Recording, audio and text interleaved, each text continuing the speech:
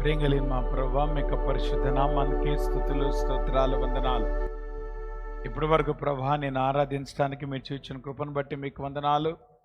ఈ సమయంలో ప్రభా నీ వాక్యాన్ని మేము ధ్యానించినగా నీ వాక్యం ద్వారా మీరు మాతో మాట్లాడండి, మమ్మల్ని బలపరచండి, ఆదరించండి, భవిష్యత్తు కొరకు మీరు సిద్ధపరచండి.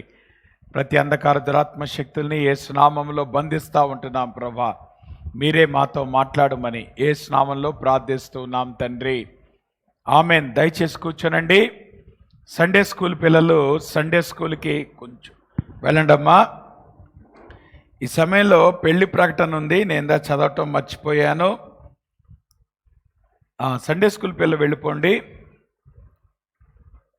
లేట్ శ్రీ ఎం క్రిస్టి కమలాకర్ గారు మరియు సావిత్రి గారి యొక్క ఏకైక పుత్రిక సిమి క్రిస్టినాకి విజయవాడ వాస్తవ్యులు విక్టర్ జీసస్ మినిస్ట్రీస్ సంఘ సభ్యులైనటువంటి లేట్ శ్రీ వీరభద్రరావు గారు మరియు లేట్ శ్రీమతి లక్ష్మి గారి యొక్క కుమారుడు అవినాష్ బాబుకి ఇచ్చి 14వ తారీఖు డిసెంబర్ నెల ఉదయం 10 గంటలకి విజయవాడలో హోటల్ మినర్వా గ్రాండ్లో వివాహం చేయటానికి పెద్దలు నిశ్చయించారు గనక ఈ వివాహం జరగకూడదని న్యాయబద్ధమైనటువంటి హేతు ఏమైనా ఉంటే అది ఇప్పుడే తెలియచేయాలి, లేదంటే మరి ఎన్నటికీ మౌనంగా ఉండాలి.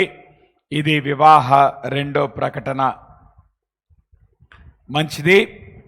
చదవబడినటువంటి దేవుని వాక్యాన్ని మనం ధ్యానం చేద్దాం. ఇర్మియా గ్రంథం 33వ అధ్యాయంలో దేవుడు ఈ క్రిస్మస్ దినాల్లో మనకి ఎట్లా సహాయం చేస్తాడు అనేటువంటి దాన్ని మనం ధ్యానం చేద్దాం.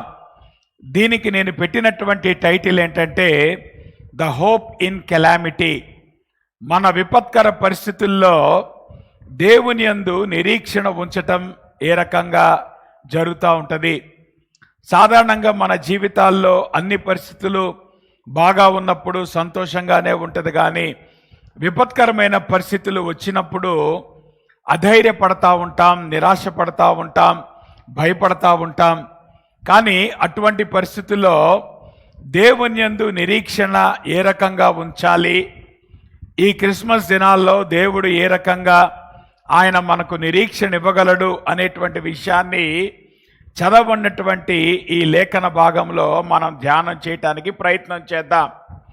సాధారణంగా ఈ లోకంలో మనం జీవించేటప్పుడు మనకు కలిగి ఉన్నటువంటి వాటికి మనకి ఉంటే బాగుంటుంది అనిపించే వాటికి మధ్యలో చాలా గ్యాప్ ఉంటుంది.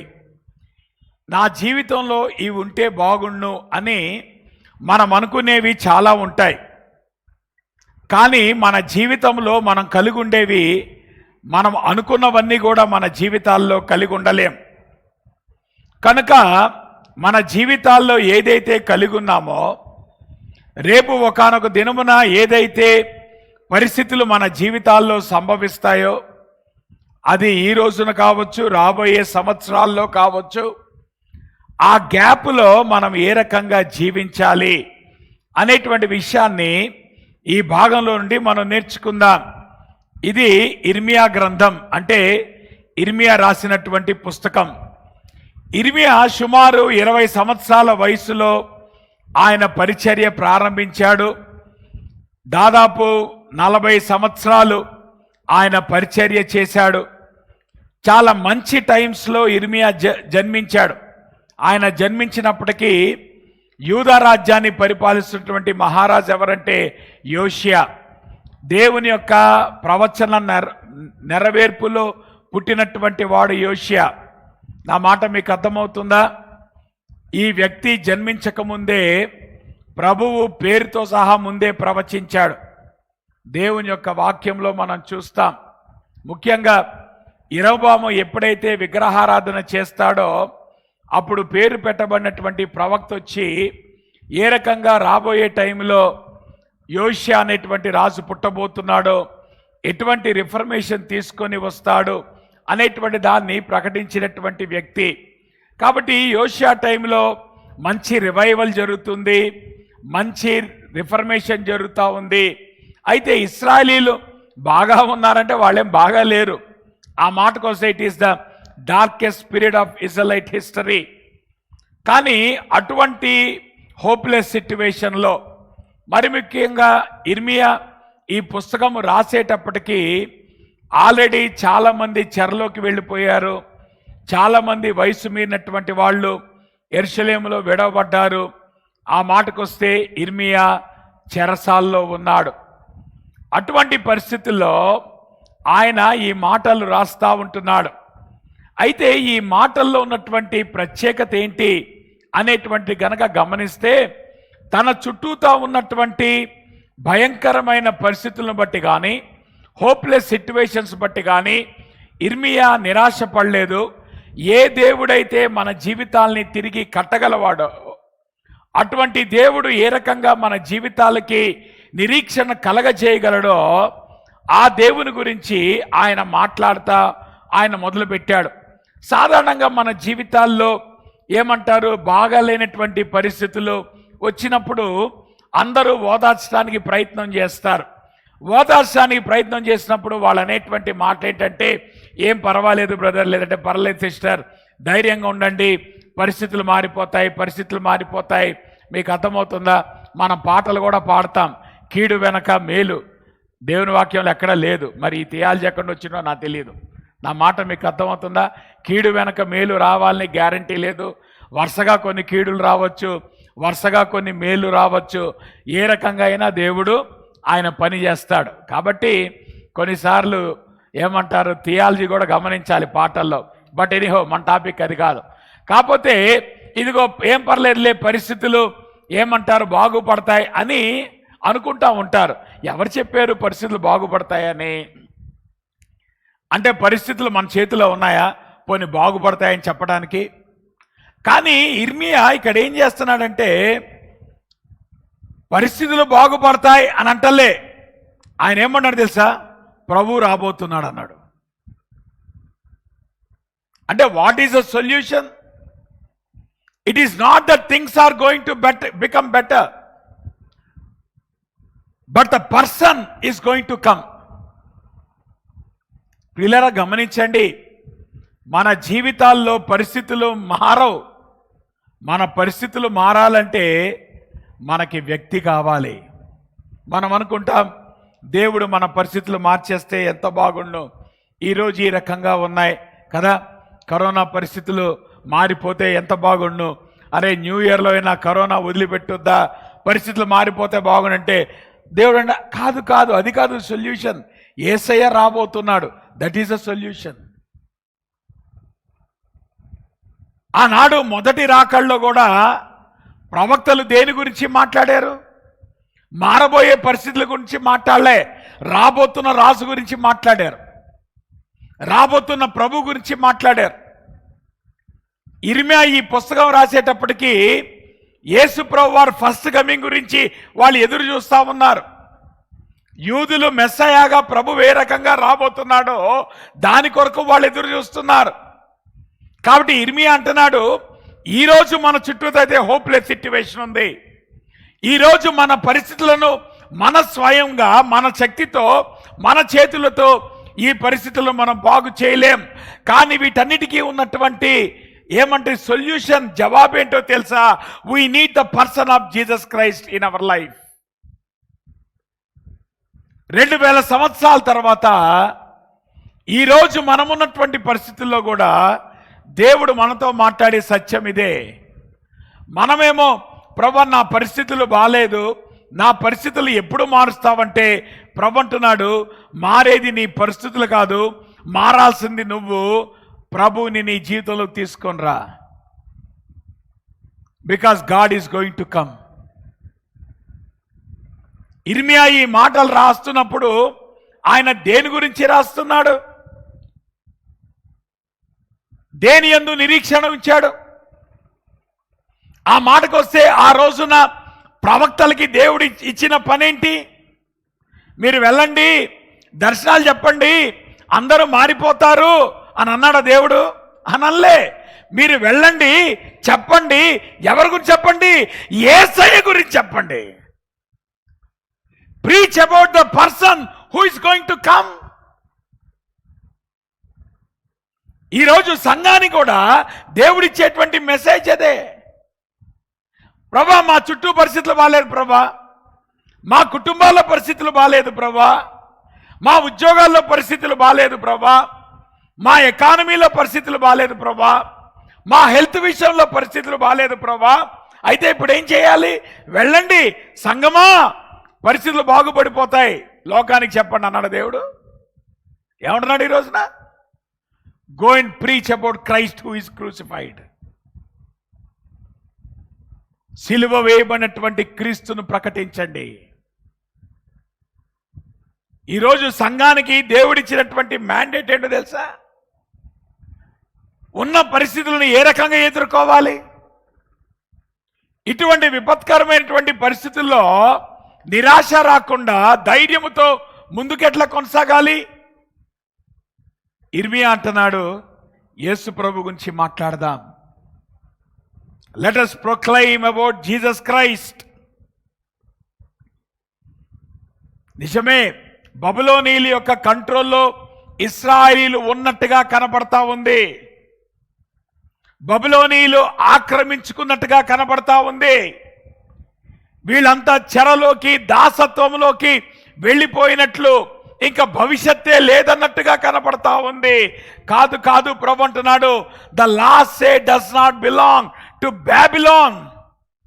ఈరోజు మన జీవితాల మీద అమ్మా ఈ లోకం పెత్తనం చేయటానికి వీల్లేదు, మన జీవితాల మీద కరోనా పెత్తనం చేయటానికి వీల్లేదు. మన జీవితాల్లో ఏదైతే మనల్ని భయపడుతుందో అది మన జీవితాల్లో పని చేయాల్సినటువంటి, అది పెత్తనం చేయాల్సినటువంటి అవసరం లేదు. కారణం ఏంటో తెలుసా? చివరి లాఫ్ ఎవరిదంటే it is from God only.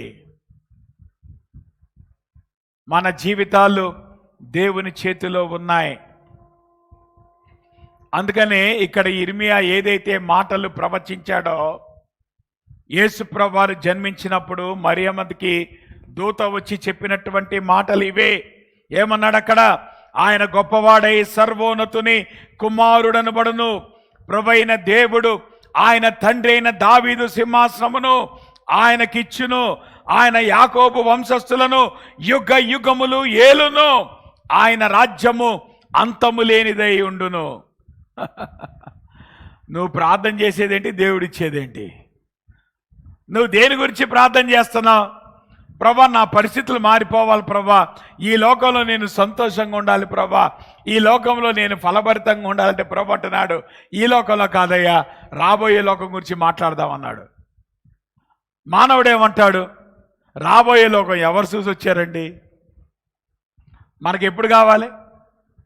క్రైస్తవులుగా ఎప్పుడు మన జీవితాలు బాగుండాలని కోరుకుంటున్నాం? ఈ లోకంలో బాగుంటే సరిపోద్దని మనం అనుకుంటుంటే దేవుడు అంటున్నాడు, నువ్వు బాగు కోరుకోవాల్సింది ఈ లోకంలో కాదు, ఈ జీవితంలో కాదు. There is life after death. నిత్యత్వం గురించి నువ్వు ఆలోచించావా? ఈ కుమారుడు ఈ లోకంలోకి వచ్చింది ఈ లోకంలో నీ జీవితాన్ని బాగు చేయటానికి మాత్రమే కాదు, నిత్యత్వంలో నీకు మంచి ఫ్యూచర్ ఇవ్వటానికి వచ్చాడు. కాబట్టి ఈ కుమారుడు నిత్యము ఆయన రాజుగా పరిపాలించబోతున్నాడు. కాబట్టి ఈరోజు మానవుడు ఎదుర్కొనేటువంటి ప్రతి సమస్యకు జవాబేంటో తెలుసా? It is Christ who is going to come. యేసయ్య ఒక దినాన రాబోతున్నాడు. అందుకనే గమనించారా, ఓల్డ్ టెస్ట్మెంట్లో ప్రవక్తలు కూడా ఇశ్రాయేలులకు ప్రకటించిన వార్త అదే. ఇశ్రాయేలీలు అంటున్నారు, మా చెర గురించి మాట్లాడండి పాస్టర్ గారు అన్నట్టుంటే వాళ్ళు యేసయ్య రాకడ గురించి మాట్లాడుతున్నారు. ఈరోజు సంఘాల్లో కూడా అందరూ వచ్చారు, పాస్టర్ గారు మా అవసరాల గురించి మాట్లాడండి, మా ఉద్యోగాల గురించి మాట్లాడండి, మా రోగాల గురించి మాట్లాడండి, మా ప్రమోషన్ల గురించి మాట్లాడండి, మా పెళ్ళిళ్ళ గురించి మాట్లాడంటే లేదు లేదు, ఎవరి గురించి మాట్లాడుతున్నారు? యేసయ్య గురించి మాట్లాడుతున్నారు. మనకు కావాల్సిన వార్త అది కాదుగా. మనకేం కావాలి?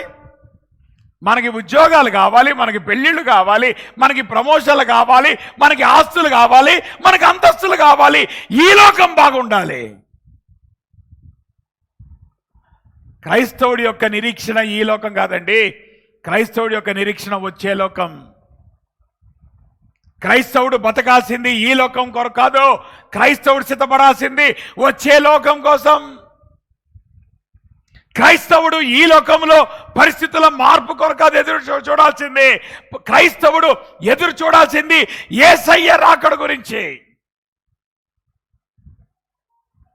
ఆనాడు దేవుడు ఆయన వాగ్దానం చేసినట్లే క్రిస్మస్ దినాల్లో యేసు ప్రభువారు మొదటి రాకడలో రానే వచ్చాడు. ఆలోచించారా? ఈరోజు రెండవ రాకడలో రాబోతున్నారు.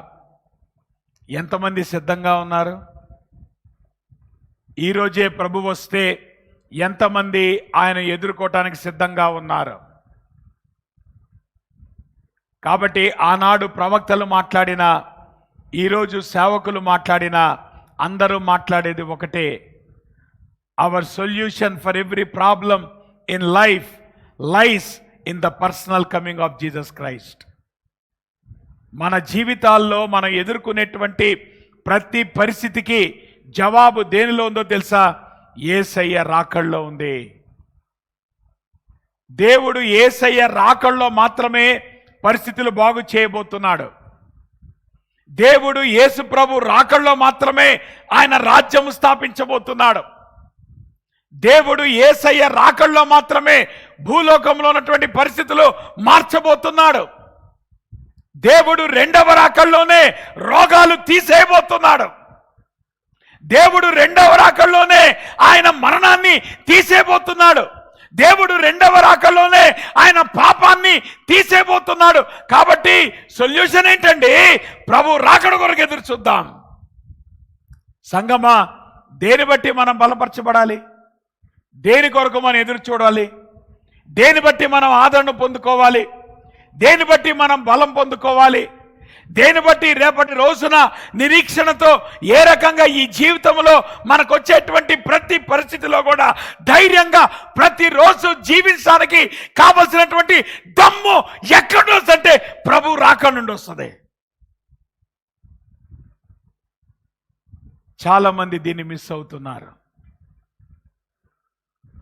నేను పొద్దున్న స్నానం చేస్తూ ఆలోచించాను, ప్రభు ఎప్పుడు రావచ్చు అనే ఆలోచన వచ్చింది నాకు. ఊరికే మనలో మాట, ఇది ప్రభు వాక్యంలో లేని మాట. అర్థమవుతుందా? అందువల్ల ఇదేమి ఇన్స్పైర్డ్ కాదు. అబ్రహాముని దేవుడు ఏర్పాటు చేసుకున్న తర్వాత 2000 సంవత్సరాల తర్వాత సుమారు యేసయ్య లోకంలోకి వచ్చాడు. ఇప్పటికీ సంఘం ఏర్పాటు చేయబడి 2000 సంవత్సరాలు అయింది. అంటే నేను అనుకుంటాను ప్రభు రాకడ చాలా త్వరలో ఉంది. అవునా? ఆలోచించారు ఎప్పుడన్నా? మనం క్రిస్మస్ గురించి ఆలోచిస్తున్నాం, క్రైస్ట్ కమింగ్ గురించి ఆలోచించట్లే. క్రిస్మస్ అయిపోయిందమ్మా. 2000 సంవత్సరాల క్రితం క్రిస్మస్ అయిపోయింది. ఇంకెంతకాలం చెప్తారు హ్యాపీ క్రిస్మస్ అని? అయిపోయింది క్రిస్మస్. ఇప్పుడు ఏది రాబోతుంది? కమింగ్ రాబోతుంది. ఆనాడు ఇర్మియా దేని గురించి మాట్లాడుతున్నాడు? రాబోతున్న ప్రభు రాకడ గురించి మాట్లాడాడు. ఈరోజు సంఘములో ప్రకటించబడే వార్త ఏంటి? రాబోతున్న యేసయ్య రాకడ. ఆయన ఎప్పుడైనా రావచ్చు. మనం సిద్ధంగా ఉన్నామా ప్రభు కొరకు? మన మైండ్స్ నిండా దేని గురించి ఆలోచిస్తున్నాం? మన జీవితాల్లో దేనికి ప్రాధాన్యత ఇస్తున్నాం? ఎంతకాలం ఈ లోకంలో ఉండిపోతున్నాం తెలుసా మీకు?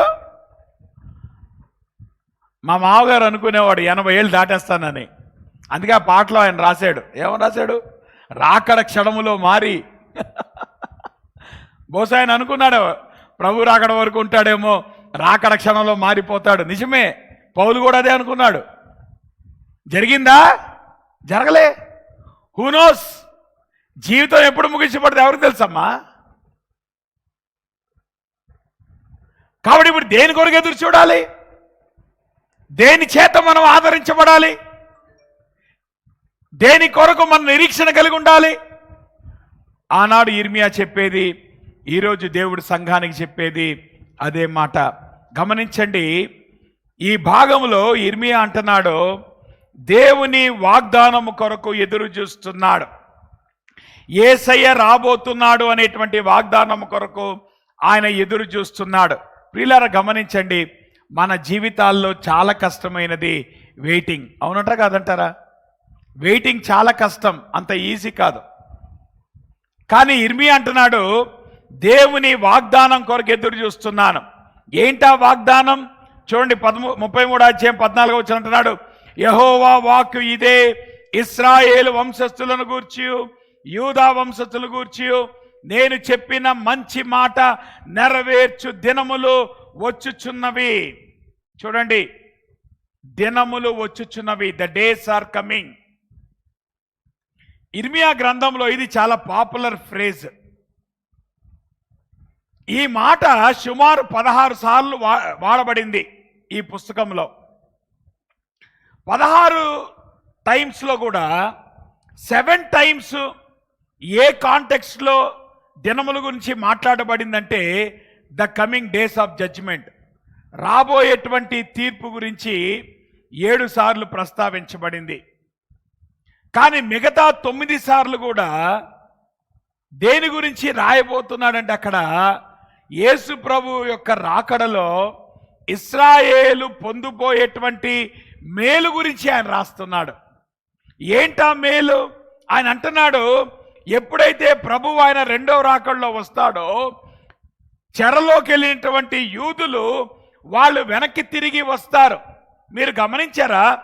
ఇర్మియా ఈ పుస్తకం రాసేటప్పటికీ ఆయన ముందున్నటువంటి టైం ఫ్రేమ్ ఏంటంటే 70 సంవత్సరాల్లో ఇశ్రాయేలీలు వెనక్కి తిరిగి వస్తారు.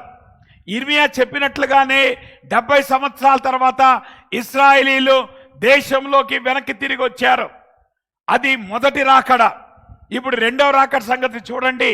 దాదాపు 1948 సంవత్సరాలు ఇశ్రాయేలీలు వాళ్ళ భూభాగంలో వాళ్ళ నివాసము చేయలేదు. మొట్టమొదటిగా 1948 సంవత్సరంలో ఇశ్రాయేలీలు తమ దేశానికి వెనక్కి తిరిగి వచ్చారు. తమ దేశముగా వాళ్ళు ఏర్పాటయ్యారు. దాని అర్థం ఏంటి తెలుసా?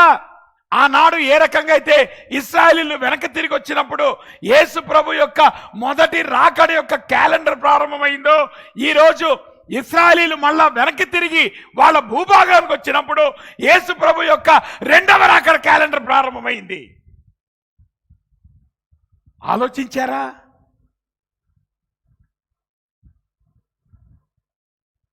ఇర్మియా దాని గురించే మాట్లాడుతున్నాడు. ఏం కలబోతుంది? ఇశ్రాయేలీలు వాళ్ళు చెరలోని వెనక్కి వస్తారు. అంత మాత్రమే కాదు, దావీదు చిగురైనటువంటి యేసయ్య ఈ లోకంలోకి వస్తాడు. ప్రియులారా గమనించండి, ఇశ్రాయేలీలు చెరలోండి వెనక్కి వచ్చిన తర్వాత జరిగిన సంగతి ఏంటి? యేసు ప్రభు యొక్క మొదటి రాకడ. ఇప్పుడు ఇశ్రాయేలీలు వాళ్ళు 1948 సంవత్సరంలో యెరూషలేముకి వచ్చిన తర్వాత ఇప్పుడు జరగబోయే రెండవ సంగతి ఏంటి? యేసు ప్రభు రెండవ రాకడ. ఇవన్నీ కనెక్షన్స్ అమ్మ మనం అర్థం చేసుకోవాల్సింది. మూడోది అంటాడు, ఇదిగో ఇశ్రాయేలీలు వాళ్ళు ప్రాస్పరిటీని వాళ్ళు ఎంజాయ్ చేయబోతున్నారు. ప్రభు రెండవ రాకడలో ఆయన రాజ్యాన్ని స్థాపించబోతా ఉన్నాడు. యెరూషలేములో ఉండి దావీదు సింహాసనం నుండి యేసయ్య పరిపాలించబోతున్నాడు. ఇంకా యేసయ్యే యెరూషలేములో ఉంటే ఎటువంటి ప్రాస్పరిటీ ఇశ్రాయేలు దేశంలో ఉంటుందో మీరు గమనించారా? ప్రభు దాని గురించే మాట్లాడుతున్నాడు. మూడోది కనుక గమనిస్తే ఇశ్రాయేలీల యొక్క పాపము క్షమించబడాలి. ప్రియులారా గమనించండి, ఈరోజు విచారం ఏంటో తెలుసా? సంఘము యొక్క పాపము క్షమించబడింది కానీ ఇంకా ఇశ్రాయేలీల యొక్క పాపం క్షమించబడలా. ఇశ్రాయేలీలు యేసు ప్రభుని రిజెక్ట్ చేశారు కాబట్టి ఆయన సిలువ వేయబడ్డాడు. కాబట్టి ఇప్పుడు రక్షణ ఎవరికి వచ్చింది? అన్యులకు వచ్చింది ముందు. ఇంకా యూదులకు రక్షణ రాలే. ఆలోచించారా? సో ఇప్పుడు ప్రభు అంటున్నాడు, యేసయ్య రెండవ రాకడలో జరగబోయేటువంటి ఆశీర్వాదం ఏంటంటే యూదులు వాళ్ళు మారుమనసు పొందుతారు. యూదులకు రక్షణ, రక్షకుడుగా మెస్సయ్య రాబోతున్నాడు. అంత మాత్రమే కాదు, పరిశుద్ధ పట్టణం ఏదైతే నాశము చేయబడిందో మందిరం ఏదైతే సమూలంగా నాశనం చేయబడిందో, ఈరోజు మీరు గమనించారా? ఇశ్రాయేలు దేశంలో ఇంకా మందిరం నిలబెట్టబడలేదు. ఒకానొక దినమున దేవుడు మళ్ళా మందిరాన్ని తిరిగి కట్టబోతున్నాడు అక్కడ, అదే భూభాగంలో. కాబట్టి ఇర్మియా అంటున్నాడు, దినములు రాబోతున్నాయి. ఏ దినములు రాబోతున్నాయి? In one sense it is a judgement of the coming of Jesus Christ. యేసు ప్రభువారు ఈ లోకంలోకి వచ్చినప్పుడు రెండు విషయాలు జరుగుతాయమ్మా. ఒకటి తీర్పు జరుగుద్ది, రెండోది ఆశీర్వాదం జరుగుద్ది. ఇవి రెండు మనం ఎక్స్పీరియన్స్ చేస్తాం. యేసు ప్రభు రాకల్లో రెండు ఉన్నాయి. ఆయన ముందు తీర్పు తీరుస్తాడు, తర్వాత ఆశీర్వాదాన్ని ఇస్తాడు. సంఘానికి తీర్పు ఉంది, అవునా? ఏ తీర్పు? పరలోకం కొరకు తీర్పు కాదు. మనము చేసేటువంటి ప్రతి కార్యానికి, అవి చెడ్డవైన సరే మంచివైన సరే, మనమందరము క్రీస్తు న్యాయపీఠం ఎదుట ప్రత్యక్షము కావాలను. First judgement, then prosperity. అది ఆర్డర్. దేవుడు ముందు తీర్పు తీరుస్తాడు, ఆ తర్వాత ఆశీర్వాదం ఇస్తాడు. ఇవి రెండు ఎక్కడ జరగబోతున్నాయి? యేసయ్య రాకల్లో జరగబోతుంది. కాబట్టి ఇర్మియా అంటున్నాడు, ఇశ్రాయేలారా లేవండి, ఇశ్రాయేలారా బలపరచబడండి. దేని బట్టి? మెస్సయ్య రాబోతున్నాడు. మెస్సయ్య వచ్చినప్పుడు ఏం జరగబోతుంది? ఇదిగో దేవుని యొక్క తీర్పు మాత్రమే కాదు, దేవుని యొక్క సమృద్ధి కూడా రాబోతా ఉంది. ఈరోజు మన జీవితాల్లో ఎటువంటి లేమి గుండా వెళ్తున్నామో ప్రతి లేమిని దేవుడు తీసివేసి మన జీవితాల్లో సర్వ సమృద్ధి ఇచ్చి నిత్యత్వములో ఆయనతో పాటు సంతోషంగా మనము గడిపేటువంటి సమయం రెండవ రాకడ సమయం.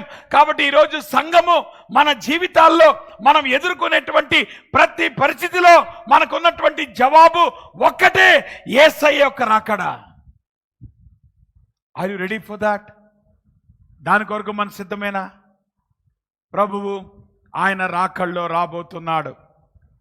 ఆ మాటకు వస్తే మీరు గమనించండి, ఇర్మియా ఈ మాటలు చెప్పే టైంకి ఇశ్రాయేలీలు వాళ్ళు ఆ వాగ్దానాల్ని అనుభవించలేదు.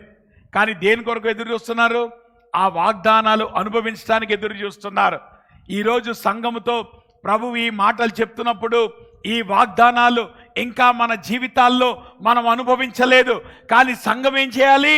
దేవుని నమ్మిక ఉంచి, దేవుని మాట మీద నమ్మిక ఉంచి, దేవుడు ఈ వాగ్దానాలు మన జీవితాల్లో నెరవేరుస్తాడని ఆ వాగ్దాన నెరవేర్పు కొరకై నమ్మకంగా ఎదురు చూడాల్సిన సమయం ఇది. కాబట్టి నేను అంటున్నాను, ఈ క్రిస్మస్ దినాల్లో let us prepare for the second coming of Jesus Christ. యేసు ప్రభు యొక్క రెండవ రాకడ కొరకు ఎదురు చూద్దాం. యేసు ప్రభు రాకడలో ఏదైతే వాగ్దానాల్ని మన జీవితాల్లో నెరవేర్చబోతున్నాడో దాని కొరకు ఎదురు చూద్దాం.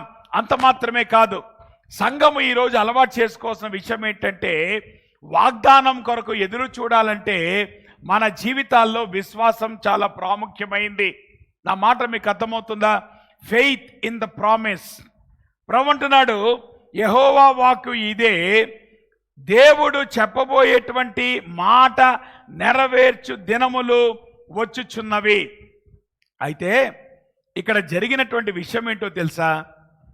దేవుడు ఇర్మియాని ఒక అన్యూజువల్ ట్రాన్సాక్షన్ చేయమన్నాడు. ఏంటో తెలుసా ట్రాన్సాక్షన్? ఇశ్రాయేలీయులు అందరూ చెరలోకి వెళ్ళిపోయారు.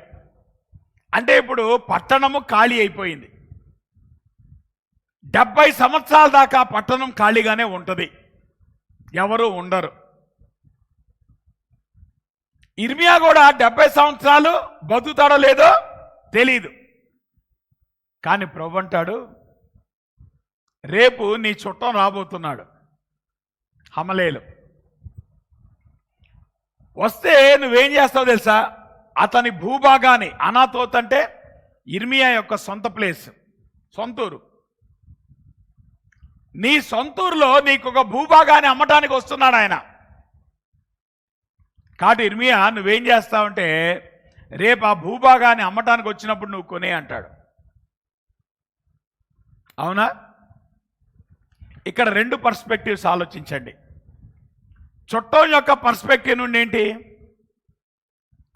ఆ భూమి అమ్మితే కొనేవాడు ఉండటం చాలా గొప్ప విషయం, అంతే కదమ్మా. 70 సంవత్సరాలు భూభాగం ఖాళీగా ఉండబోతుంది, అక్కడ ఎవ్వడూ నివసించబోట్లేదు. అక్కడ స్థలం కొనుక్కొని ఏం చేస్తారు చెప్పండి? సాధారణంగా మీరు స్థలం ఎప్పుడు కొంటారు? ఇల్లు కట్టుకోవాలనుకున్నప్పుడు స్థలం కొంటారు, అంతేగాని స్థలాన్ని ఖాళీగా పెట్టుకోవడానికి స్థలం కొనరు కదా. పోనీ ఆ స్థలాన్ని మీరు కాకపోతే మీ తదనంతరం మీ పిల్లలు అనుభవించడానికి కొనుక్కుంటారు. మరి ఇర్మియాకి అది కూడా లేదు. ఇర్మియా తదనంతరం ఆ స్థలాన్ని అనుభవించడానికి ఎవరూ లేరు. మరి ఎందుకు స్థలం కొనమంటున్నాడు దేవుడు? అవునా? సో ఇప్పుడు ఇర్మియా ఏమనొచ్చు, ప్రభా ఎందుకు ప్రభా డబ్బులు వేస్ట్.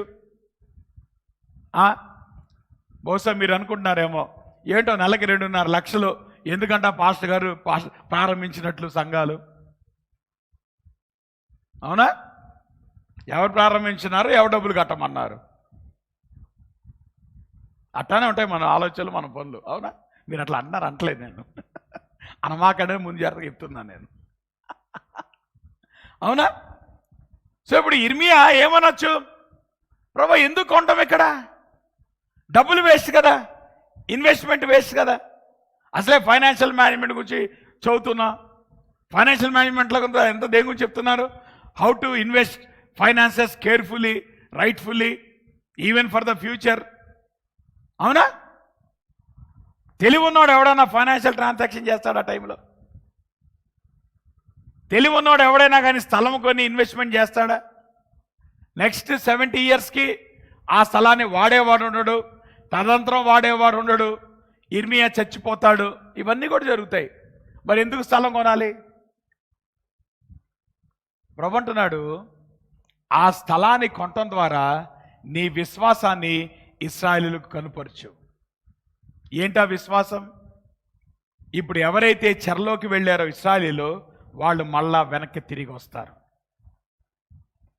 వెనక్కి తిరిగి వస్తారు. ఇశ్రాయేలు అనుకున్నారు మా పని అయిపోయింది, ఇక మా గతేం కాను, ఇక మా భవిష్యత్ ఏంటి, మేము ఎట్టా బతకాలి. మనం అంటాం కదా 70 ఏళ్ళ తర్వాత రాజు ఎవడో రెడ్డి ఎవడో అంటామా? సామెతలు భలే మాట్లాడతాం మనం. అవునా? కానీ ప్రభు ఏమన్నాడు, ఇర్మియా నీ విశ్వాసాన్ని కనుపరచు. యు మేక్ దిస్ ట్రాన్సాక్షన్, ఈ ట్రాన్సాక్షన్ నువ్వు చేయి, నువ్వు కొనటం ద్వారా ఏం తెలియబడుతుంది, నీ విశ్వాసం కనపరచబడుతుంది. ప్రియులారా గమనించండి, ప్రభువు ఈ లోకంలో ఆయన 2వ రాకడ వాగ్దానం చేయటం మాత్రమే కాదు, 2వ రాకడ వాగ్దానమందు నీకు విశ్వాసం ఉందా? నీకు విశ్వాసం ఉంటే నీ జీవితంలో నువ్వు చేసే ప్రతి ఆలోచనకి, ప్రతి నిర్ణయానికి 2వ రాకడ లింక్ ఉండాలి. ఉందంటారా?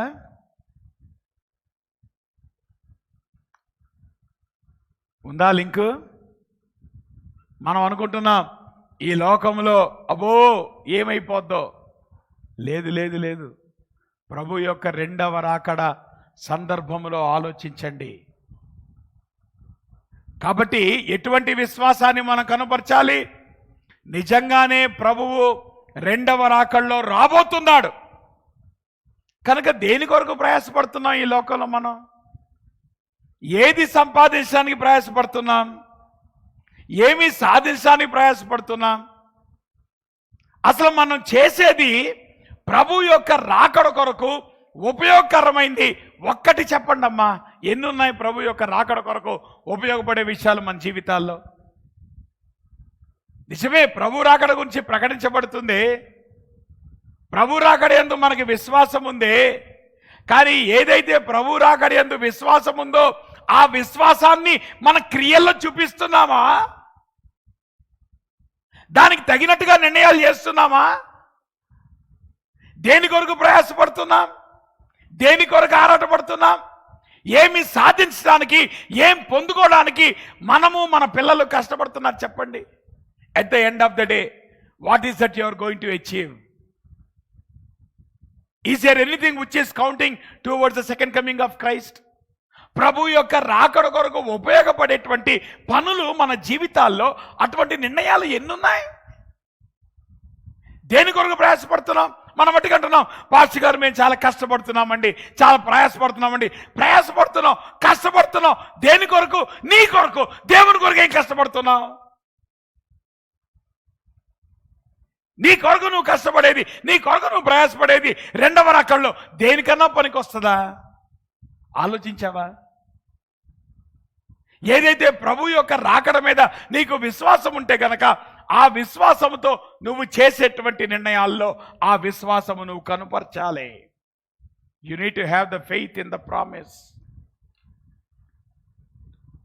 ముఖ్యంగా మన జీవితాల్లో కెలామిటీ అనేటువంటిది దేని బట్టి వస్తుంది? అనుకోని రకంగా విపత్తు అనేటువంటిది మన జీవితాల్లో వస్తుంది.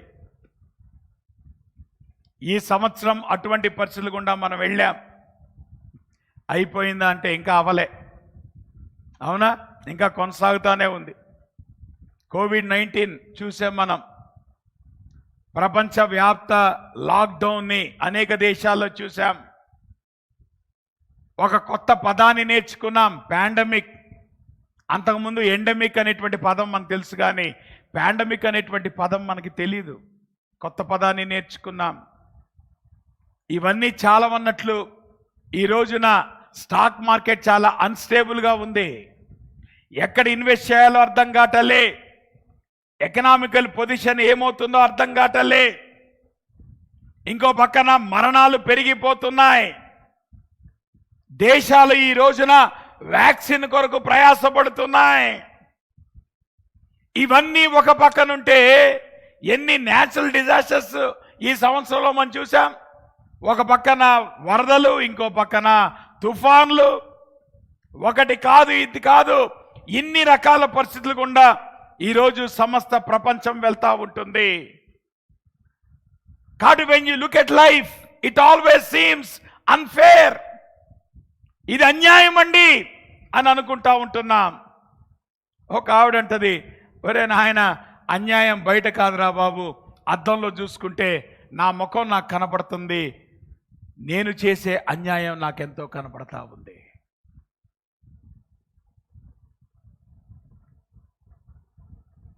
నిజమే, బర్త్డే రోజు మనం అంటాం జీవితం దేవుడిచ్చిన బహుమానం. కానీ ఆ బహుమానం తీసి చూస్తూ ఉన్నప్పుడు కొన్ని భాగాలు రీప్లేస్ చేస్తే బాగుండు అనిపిస్తుంది, కొన్ని భాగాలు రిపేర్ చేస్తే బాగుండు అనిపిస్తుంది, కొన్ని భాగాలు మర్చిపోతే బాగుండు అనిపిస్తుంది.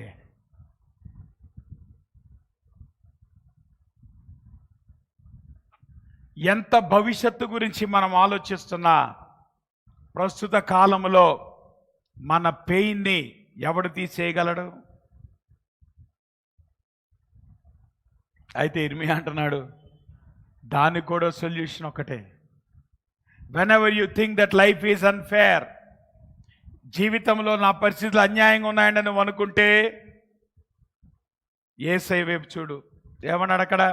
ఆ కాలమందు నేను దేవునికి, దావీదుకు నీతి చిగురును మొలిపింప చేర్చును.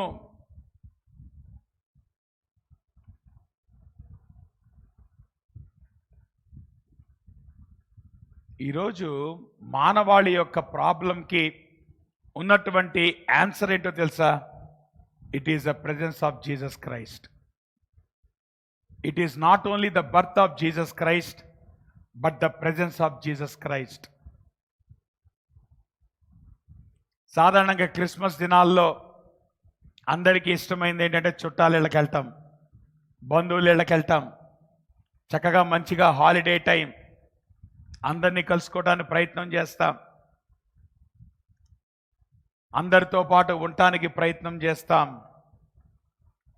ఒకవేళ నీ బంధువులింటికి, నీ చుట్టాలింటికి, నీ స్నేహితులింటికి నువ్వు వెళ్తేనే నీకంత సంతోషమైతే యేసయ్య నీతో పాటు ఉంటే ఇంకెంత సంతోషం. కాబట్టి అంటున్నాడు, the answer for every aspect in your life is the presence of Jesus Christ. ఒకటి బర్త్ ఆఫ్ జీసస్ క్రైస్ట్, రెండోది ప్రెజెన్స్ ఆఫ్ జీసస్ క్రైస్ట్. యేసయ్య ఈ లోకంలో అందరి కోసం పుట్టాడు. కానీ యేసయ్య ఎవరికి తోడుంటాడంటే ఎవరైతే తను అంగీకరించారో వారికి మాత్రమే తోడుగా ఉంటాడు. ఎవరైతే యేసు ప్రభునందు విశ్వాసం ఉంచారో వారికే ఆయన తోడుగా ఉంటాడు. కాబట్టి ఎవరైతే యేసు ప్రభునందు విశ్వాసం ఉంచారో ఆశగా ప్రభు యొక్క రాకడ కొరకు ఎదురు చూస్తున్నామా ఈ క్రిస్మస్ దినాల్లో? అంత మాత్రమే కాదు, వాట్ ఈస్ అ బ్లెస్సింగ్, యేసు ప్రభు యొక్క రాకడలో ఉన్నటువంటి ఆశీర్వాదం ఏంటి అనేటువంటిది గనక చూస్తే ఇక్కడ అంటున్నాడు, ఎప్పుడైతే ప్రభు రాబోతున్నాడో ఆ రోజున ఏం జరగబోతుందంట? యూదా వారు రక్షించబడతారు, యెరూషలేము నివాసులు సురక్షితంగా నివసిస్తారు, యెహోవాయే మనకు నీతని యెరూషలేమునకు పేరు పెట్టబడును. దేవుడు 3 రకాలైనటువంటి ఆశీర్వాదం గురించి మాట్లాడాడు. ఆ రోజు యేసు ప్రభు యొక్క మొదటి రాకడలో కానీ ఈరోజు యేసు ప్రభు యొక్క రెండవ రాకడలో కానీ ఉన్నటువంటి ఆశీర్వాదం ఏంటో తెలుసా? మొట్టమొదటిది, ఇదిగో ఇశ్రాయేలీలు వాళ్ళ భూభాగములో వాళ్ళు స్వతంత్రించుకుంటారు. రెండోది ఏంటో తెలుసా? వాళ్ళు దేవునికి సన్నిహితంగా వాళ్ళు చేరుకుంటారు. మూడోది ఏంటో తెలుసా? దేవుడు వాళ్ళను ప్లేస్ ఆఫ్ ఆనర్గా చేస్తాడు, అంటే గౌరవించదగినటువంటి స్థలం దేవుడు వారికి ఇస్తాడు. ప్రియులారా గమనించండి, ఈ రోజున సంఘానికి కూడా ప్రభు ఇచ్చినటువంటి వాగ్దానాలు ఇవే. గమనించారా? యేసు ప్రభువుని మన జీవితాల్లోకి మనం ఆహ్వానించినప్పుడు మన స్థితిని మనం పొందుకున్నాం, మన రక్షణను మనం పొందుకున్నాం, దేవునితో మన సంబంధం తిరిగి మనకు ఏర్పడింది. అంత మాత్రమే కాదు, ప్రభువును బట్టి మన జీవితాలకు గౌరవం వచ్చింది. ఇవన్నీ దేని వల్ల తెలుసా? ప్రభు మన జీవితాల్లోకి రాటాన్ని బట్టే. ఆ మాటకు వస్తే ఈ భాగాన్ని ఇర్మియా 2 సార్లు రిపీట్ చేస్తాడు. ఒకటి 23వ అధ్యాయంలో రిపీట్ చేస్తాడు, ఇంకోటేమో 33వ అధ్యాయంలో రిపీట్ చేస్తాడు. 23వ అధ్యాయంలో ఏమంటాడంటే, యెహోవా మనకు నీతి అని అతనికి పేరు పెట్టుదురు. అంటే యేసయ్య పేరేంటంటే గాడ్ అవర్ రైచియస్నెస్. ఇక్కడ అంటున్నాడు యెహోవా మనకు నీతి అని ఎవరికి పేరు పెట్టబడుద్ది? యెరూషలేముకు పేరు పెట్టబడుద్ది. చూసారా? యేసయ్య ఆయన సిలువలో మరణించాన్ని బట్టి ఈరోజు సంఘానికి పెట్టబడినటువంటి పేరేంటో తెలుసా? God our righteousness. యెహోవా మనకు రక్షకుడు, యేసయ్య మనకి రక్షణ కారకుడు అయ్యాడు. This is a blessing that God has extended. కాబట్టి నేను అంటాను, ఈ లోకంలో మనం జీవించేటప్పుడు ప్రభువు ఏదైతే మన జీవితాల్లో ఆయన మన పరిస్థితుల గుండా ఆయన మనల్ని నడిపిస్తున్నాడో, ఏదైతే ఆనాడు ప్రభు యొక్క మొదటి రాకడలో ప్రభువు ఏదైతే విషయాలు ఆయన నెరవేర్చాడో, ఆనాడు పాత నిబంధన భక్తులు కానీ ప్రవక్తలు కానీ ప్రభు యొక్క వాగ్దానము కొరకు ఏ రకంగా ఎదురు చూశారో ఆ రకంగానే ప్రభువు ఆయన మొదటి రాకడలో రానే వచ్చాడు. సిలువలో ఆయన మరణించడం ద్వారా మనుషులందరూ కూడా రక్షించబడటానికి ఆయన మార్గము ఏర్పాటు చేశాడు. ఈరోజు సంఘానికి దేవుడు ప్రకటించేటువంటి వాక్యము కూడా అదే. ఈరోజు మన జీవితాల్లో పరిస్థితులు బాగుపడటం కాదండి, యేసయ్య రాబోతున్నాడు, దాన్ని మనం పట్టుకోవాలి. యేసయ్య కొరకు మనం ఎదురు చూడాలి. యేసు ప్రభు యొక్క రాకడ యందు మనం విశ్వాసం ఉంచాలి. ఆ విశ్వాసం ఉంచిన దానికి విధంగా మన జీవితాల్లో మనము నిర్ణయాలు తీసుకోవాలి. ఈ లోకంలో మనం జీవించేటువంటి క్రమంలో ప్రతి దినము కూడా మనం ఏదైతే జీవిస్తున్నామో ప్రభు యొక్క రాకడ వెలుగులో ఆయన రాకడకు పనికొచ్చేదిగా ఏదైతే రెండవ రాకడలో ప్రభు మన జీవితాల్ని ఆశీర్వదించబోతున్నాడో అటువంటి ఆశీర్వాదపు వెలుగులో మనము నిర్ణయాలు తీసుకోవాలి. దేవుడిచ్చినటువంటి ఈ జీవితాన్ని చాలా విలువైందిగా మనము గమనించి జీవించాలి. అటువంటి కృప దేవుడు మనకు దయచేయునుగాక. ప్రార్థన చేసుకుందాం. తలలు వంచండి. దేవుని వాక్యపు వెలుగులో మన జీవితాలు సరి చేసుకుందాం. ఇదిగో మన జీవితాలు ఎటువంటి పరిస్థితులు గుండా వెళ్తున్నామో, ఎటువంటి ఇబ్బందులు గుండా వెళ్తున్నామో మనం కంగారు పడాల్సినటువంటి అవసరం లేదు. నీ జీవితంలో చుట్టూతా గందరగోళ పరిస్థితులు ఉన్నప్పటికీ కూడా మనకున్నటువంటి సొల్యూషన్ ఏంటి అనేటువంటిది కనుక గమనిస్తే యేసయ్య రాకడలోనే ఆ సొల్యూషన్ కనపడతా ఉంది. ఆనాడు యేసు ప్రభు యొక్క మొదటి రాకడ కొరకు ఆనాడు పాత నిబంధన ప్రవక్తలు కానీ భక్తులు కానీ వాళ్ళు ఎదురు చూశారు. ఈరోజు సంఘానికి ప్రభు ఇచ్చేటువంటి వాక్యం, ఆయన ఇచ్చేటువంటి వాగ్దానం ఇదే. ఏంటో తెలుసా? ప్రభు రాకడలో ఆయన రాబోతున్నాడు. నీవు సిద్ధమేనా? ఆయన ఎప్పుడు వస్తాడో మనకు తెలియదు. మనం ఎన్నో ప్లాన్స్ చేస్తున్నాం, కానీ ఒక్క క్షణంలో మన జీవితాలన్నా పోవచ్చు, ప్రభు రాకడన్నా రావచ్చు. ఎప్పుడన్నా ఆలోచించావా? ఒకవేళ ఈరోజే ప్రభు రాకడ గనక వస్తే ఆయన రాకడలో ఎత్తబడతాననే నమ్మకం నీకుందా? ఆ నమ్మకం లేకపోతే ఇప్పుడే ప్రభుకి నీ జీవితాన్ని అప్పగించు. నువ్వు రక్షించబడకపోతే ఇప్పుడే రక్షించబడటానికి నిర్ణయం తీసుకో. రేపటి దినం ఏ రకంగా ఉండబోతుందో మనకు తెలియదు. ఒకవేళ నువ్వు రక్షించబడ్డావా, ఇర్మియా వలె ఆ వాగ్దానాన్ని నమ్మి దేవుని మాటకు లోబడి ఏ రకంగా తన జీవితంలో నిర్ణయాలు తీసుకున్నాడో, మన జీవితాల్లో అటువంటి నిర్ణయాలు మనం తీసుకుంటున్నామా? సరి చేసుకుందాం. రెండవ రాకడ కొరకు ఎదురు చూస్తాం.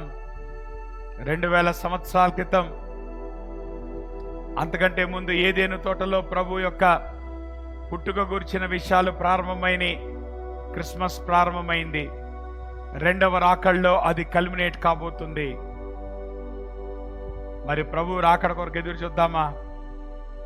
అటువంటి నిరీక్షణ కలిగి లోకంలో జీవిద్దామా?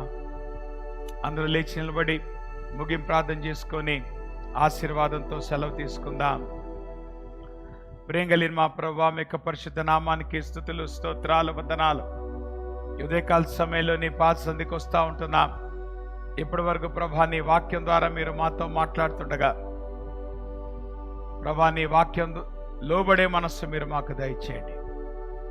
అటువంటి విశ్వాసాన్ని కనుపరచడానికి ఆనాడు ఏ రకంగా అయితే ప్రభా భక్తులు నీ మొదటి రాకడ కొరకు ఎదురు చూశారో, ఈరోజు సంఘానికి మీరు ఇచ్చినటువంటి నిరీక్షణ రెండవ రాకడ కొరకు ఆసక్తిగా ఎదురు చూడటానికి ఇక్కడ చేరిన ప్రతి బిడ్డకు మీరు దయచేయమని ప్రార్థన చేస్తున్నాను. ఆ వెలుగులో మా జీవితాలు, కుటుంబాలు నడిపించబడటానికి అటువంటి విశ్వాసం కలిగి మేము తీసుకునే ప్రతి నిర్ణయం నేను మహింపరిచేదిగా ఉండటానికి ప్రభా మీరు సహాయం చేసి నడిపించమని ప్రతి కుటుంబాన్ని మీ నమ్మకమైన హస్తాలకు అప్పగించుకుంటూ తిరిగి మీ సన్నిధిలో మేము కూడుకొని పర్యంతం మీ కృపాక్షేమం మాతో ఉంచమని యేసు నామంలో ప్రార్థిస్తూ నామ తండ్రి. పరలోకమందున్న మా తండ్రి, మీ నామం పరిశుద్ధపరచబడునుగాక, మీ రాజ్యం వచ్చునుగాక, మీ చిత్తం పరలోకం నెరవేర్చిన భూమి నెరవేరునుగాక. మా దినాహాన్ని నేడు మాకు దయచేయండి. మా మనస్సులు మేము క్షమించిన ప్రకారం క్షమించండి. మమ్మ శోధుల దాకా దుష్టుని తప్పించండి. రాజ్యము, శక్తి, మహిమ నిరంతరం మీరై ఉన్నారు తండ్రి. మన తండ్రి అయిన దేవుని యొక్క ప్రేమయు, కుమారుడు యేసుక్రీస్తు వారి యొక్క కృపయు, పరిశుద్ధాత్మ యొక్క అన్యోన్య సహవాసం ఇప్పుడు మనకు సదాకాలము తోడయ్యుండి ఆయన రాకడ పర్యంతము భద్రపరిచి నడిపించునుగాక. ఆశీర్వాదంబుల్ మా మీద వర్షింపజేయు మీషా, ఆశతో నమ్మియున్నాము నీ సత్య వాగ్దాతము. ఈ మాహి మీద కృమ్మారించుము దేవా, క్రమ్మార ప్రేమ వర్షాంబుల్ కృమ్మారించుము దేవా. ఆమేన్. అమ్మా అందరికీ వందనాలు. God bless you. దయచేసి ఆరాధన సమయాలు గమనించండి. మార్నింగ్ మనము 8 to 9:45 ఇక్కడ ఆరాధన ఉంటుంది. ఈవినింగ్ 6 to 7:30 ఆరాధన ఉంటుంది కనుక దయచేసి కొత్తగా వచ్చేటువంటి వాళ్ళు సమయాన్ని గమనించండి. అలానే ఈసారి క్రిస్మస్ కొరకు మనం క్రిస్మస్ ప్రోగ్రాం ప్లాన్ చేయలే. కారణం ఏంటంటే బయట వాళ్ళని పిలిచే పరిస్థితులు లేవు కనుక క్రిస్మస్ ప్లాన్ చేయలేదు. కానీ ఎన్ఏడిలో మట్టుకి సెమీ క్రిస్మస్ ప్లాన్ చేస్తున్నా. కాబట్టి దాని కొరకు ప్రార్థన చేయండి. అలానే ఈ క్రిస్మస్ దినాల్లో మీరు వ్యక్తిగతంగా మీ ఫ్రెండ్స్కి సువార్త ప్రకటించడానికి మార్గాలు ఏర్పాటు చేసుకోవచ్చు. లేదంటే ఈవెన్ చిన్న చిన్న కాటేజ్ ప్లేస్ ద్వారా కూడా మీ చుట్టుపక్కల వాళ్ళకి సువార్త ప్రకటించవచ్చు. కనుక ఆ విషయాలు గమనించండి. కానీ యాజ్ ఎ చర్చ్ మనకి క్రిస్మస్ ఆరాధనలు ఇవన్నీ జరుగుతాయి, కానీ సెమీ క్రిస్మస్ మటుకి పెట్టట్లేదు. ఎన్ఏడిలో సెమీ క్రిస్మస్ జరుగుద్ది.